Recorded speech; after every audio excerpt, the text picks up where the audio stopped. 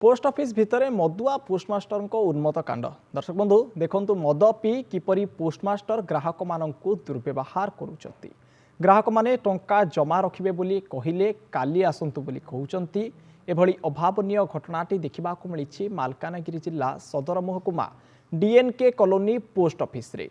प्रभास साहू नामक postmaster T प्रतिदिन मद पी पोस्ट ऑफिस को आसंती। ग्राहक माननकु दुर्व्यवहार करबा सह लोकंकु पोस्टाल कार्य ठीक समय रे करंती नाही। एने लोक अभियोग कले तांकु धमक देउतबा अभियोग मध्य होईछि। तेबे पोस्ट ऑफिस रे एभली जणे मदुआ पोस्टमास्टर को केमिति रखा जाईछि ताहाकु नै साधारण रे नाना प्रकार प्रश्न सृष्टि होईछि। पोस्टमास्टर सीट रे अन्य जने बसी काम करचंदी। तांको साइड रे जे कि एक्चुअली पोस्टमास्टर ए ब्रांच रो एपट सब मिसबिहेव करचंदी। गोटे क्रूडली लैंग्वेज गोटे तांकर गोटे एते थर्ड क्लास लैंग्वेज वर्तमान मत जहाँ लगुच तो सी मद पी बसला मत लगुच।